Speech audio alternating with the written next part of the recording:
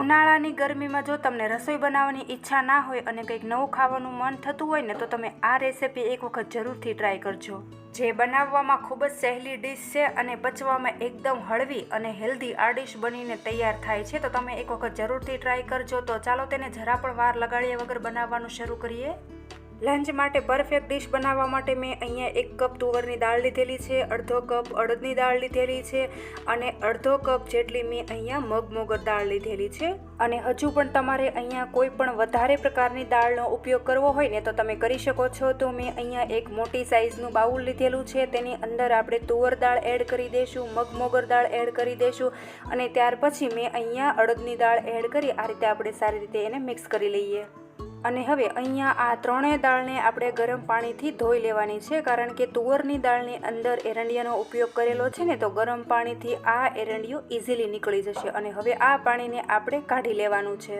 ત્યાર પછી અહીંયા મેં ગેસ પર પહેલેથી કુકરમાં પાણી ગરમ કરી લીધેલું હતું અને આ રીતે આપણે દાળને એની અંદર મિક્સ કરી દેવાની છે. ત્યાર પછી આપણે 1 ટીસ્પૂન જેટલી હળદર પાવડર એડ કરી લઈએ. ત્યાર પછી અહીંયા થોડું તેલ એડ કરી દઈએ, જેથી કરીને આપણી દાળ ઉભરાય નહીં. અને હવે અહીંયા આપણે ટેસ્ટ અકોર્ડિંગ મીઠું એડ કરી દેવાનું છે. અને ત્યાર પછી મેં અહીંયા થોડા શીંગના દાણા લીધેલા છે, તો એને પણ આપણે એડ કરી દઈએ. આ રીતના સારી રીતે હલાવી અને ઢાંકણ ઢાંકી આપણે 3 થી 4 વિસલ એને વગાડી દેવાની છે. અને હવે આપણી દાળ બફાય ને ત્યાં સુધી આપણે આગળની પ્રોસેસ કરી લઈએ. તો મેં અહીંયા નાનો કપ જેટલો રોટલીનો લોટ લીધેલો છે અને ટેસ્ટ અકોર્ડિંગ મીઠું લીધેલું છે, 1 ટીસ્પૂન જેટલો હળદર પાવડર લીધેલો છે અને 1 ટીસ્પૂન જેટલું લાલ મરચું પાવડર લીધેલો છે. અને અહીંયા મેં 1 ટીસ્પૂન જેટલો શેકેલા જીરાનો પાવડર લીધેલો છે. ત્યાર પછી અડધી ટીસ્પૂન જેટલી હિંગ લીધેલી છે અને અહીંયા મેં 1 ટીસ્પૂન જેટલા અજમા લીધેલા છે. આ રીતે અજમાને આપણે મસળી લોટની અંદર મિક્સ કરી દઈશું. બહુ સરસ એવો ટેસ્ટ આવશે. અને ત્યાર પછી આપણે થોડું તેલ એડ કરી દઈએ અને હવે થોડું પાણી આપણે એડ કરતા જઈશું અને આ રીતે આપણે લોટ સાથે બધા મસાલાને મિક્સ કરી દેવાના છે. અહીંયા આપણે એક વાતનું ખાસ ધ્યાન રાખવાનું છે, બધું પણ એકસાથે મિક્સ નથી કરવાનું. જે પ્રમાણે પાણીની જરૂર પડે ને એ પ્રમાણે આપણે પાણીને એડ કરતા જઈશું અને આ રીતે આપણે સરસ એવો લોટ બાંધી લઈશું. તો તમે જોઈ શકો છો કે મેં અહીંયા લોટ બાંધી અને સરસ એવો રેડી કરી લીધેલો છે. આ રીતના આપણે લોટને હાથમાં લઈ અને થોડો કૂણવી લેવાનો છે, જેથી કરીને લોટ સરસ એવો સેટ થઈ જાય. અત્યારે હું લોટની અંદર તેલ નથી લગાવતી. આ રીતના આપણે લોટને સેટ કરી અને થોડી વાર માટે એને ઢાંકી અને રેસ્ટ આપી દઈએ અને આપણે આગળની તૈયારી કરી લઈએ. તો અહીંયા આપણી દાળ બફાઈને તૈયાર થઈ ગઈ છે. આ રીતના આપણે બધી હવા કુકરમાંથી કાઢી નાખવાની છે. ત્યાર પછી આપણે ઢાંકણ ખોલી અને ચેક કરી લઈએ. તો તમે જોઈ શકો છો કે આપણી દાળ સરસ એવી બફાઈને રેડી થઈ ગઈ છે. આ રીતના આપણે સારી રીતે હલાવી લેવાની છે. તો આ રીતના હલાવતા મને એવું લાગે છે કે થોડું બ્લેન્ડર એની અંદર ફેરવવું પડશે. તો આ રીતના મેં નીચે બ્લેન્ડર રાખી અને ફેરવી લીધેલું છે, જેથી કરીને આપણે શીંગના દાણા જે એડ કરેલા છે ને તે ભાંગી ના જાય. તો અત્યારે આ દાળનો આપણે જરા પણ વઘાર કરવાનો નથી અને એની અંદર મેં બધા કાચા શાકભાજી એડ કરેલા છે. તો અત્યારે હું લીલા મરચાં અને ટમેટાં એડ કરી રહી છું અને આ રીતે સારી રીતે હલાવી અને આપણે થોડું પાણી એડ કરી દઈએ. અને હવે અહીંયા મેં એક નાનો આદુનો ટુકડો લીધેલો છે અને આ રીતના આપણે છીણીની મદદથી આદુને આ દાળની અંદર છીણી લેવાની છે. એનો ટેસ્ટ બહુ સરસ એવો આવશે. હવે આપણે દાળને ઉકળી જવા દઈએ અને આગળની તૈયારી કરી લઈએ. તો આપણો સરસ એવો લોટ સેટ થઈ ગયો છે અને આ રીતના થોડું તેલ એડ કરી આપણે લોટને ફરી વખત કૂણવી લેવાનો છે, જેથી કરીને સરસ એવો સેટ થઈ જાય. તો આ લોટની રોટલી વણવા માટે મેં અહીંયા પાટલી લીધેલી છે. આ રીતના આપણે થોડું લોટમાંથી લુવવું લઈ લેવાનું છે અને આ રીતના આપણે ગોળ બનાવી દેવાનું છે. અને આ રીતના કોરા લોટમાં આપણે તેને કોટ કરી અને સરસ એવી રોટલી બનાવી લેવાની છે. તો જ્યારે પણ આપણે આ રેસીપીની અંદર એડ કરવા માટે રોટલી બનાવીએ ને ત્યારે તેની થિકનેસ આપણે એકદમ પતલી કરી નાખવાની છે. તો આ રીતના આપણે મીડિયમ સાઇઝનું લુવું લઈ અને રોટલીને મોટી બનાવવાની છે અને એકદમ પતલી કરી લેવાની છે.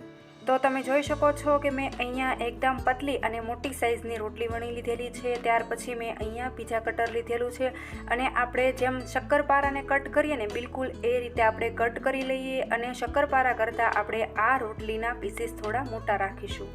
આ રીતે પીસીસ થઈ ગયા પછી આપણે એક પ્લેટની અંદર બધા પીસીસને કાઢી લેવાના છે.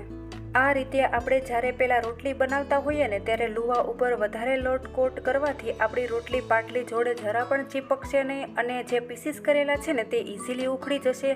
અને આ રીતે આપણે સેમ પ્રોસેસ રાખી બધા લોટની રોટલી વણી આપણે પીસીસ કરી લેવાના છે.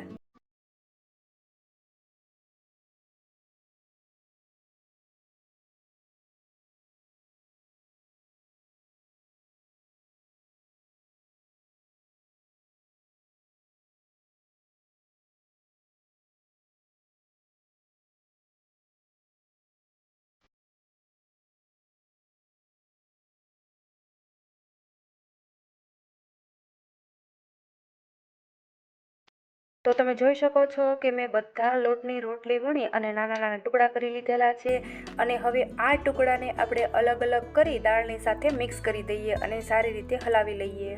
આ રીતે રોટલીના ટુકડા ઉમેરી અને થોડી વાર હલાવતા રહેવું જેથી કરીને એ છૂટા છૂટા રહે અને ચીપકે નહીં. અને જો દાળ તમને વધારે જાડી લાગતી હોય ને તો તમે તેની અંદર થોડું પાણી એડ કરી અને એને પતલી પણ કરી શકો છો.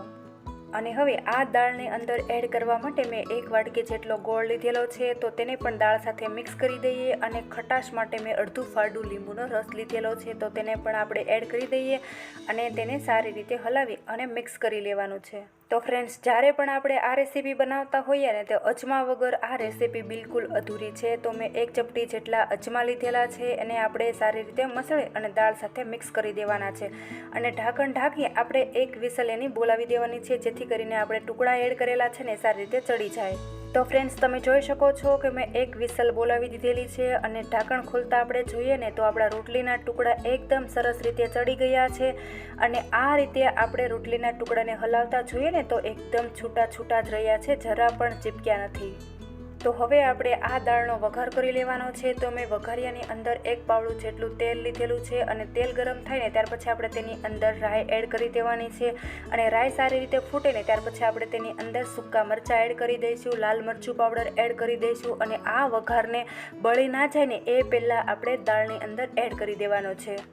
તો તમે જોઈ શકો છો કે મેં અહીંયા દાળની ઉપર તડકો કર્યા પછી આ દાળ કેટલી સરસ દેખાઈ રહી છે. તો તમે પણ એક વખત આ રીતે જરૂરથી ટ્રાય કરજો.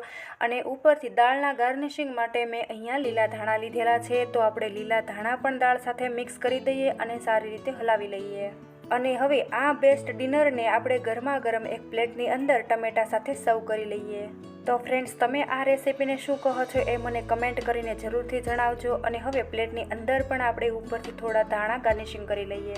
તો ફ્રેન્ડ્સ, જ્યારે પણ તમને ગરમીમાં કંઈક નવું ખાવાનું મન થાય અને શાક રોટલી બનાવવાની ઈચ્છા ના હોય ને ત્યારે તમે આ રેસીપી એક વખત જરૂરથી ટ્રાય કરજો. આની અંદર દાળ પણ આવી જાય છે અને રોટલી પણ આવી જાય છે અને પચવામાં પેટ માટે એકદમ હળવી અને ખાવામાં ખૂબ જ હેલ્ધી આ ડીશ છે. તો ફ્રેન્ડ્સ, એક વાત હું તમને જણાવી દઉં, જો તમે વિડીયો જોતા હોય અને હજુ સુધી મારી ચેનલ સબસ્ક્રાઈબ ન કરી હોય ને તો સબસ્ક્રાઈબ કરી લેજો જેથી કરીને નવા વિડીયોનું નોટિફિકેશન જલ્દી મળી જાય.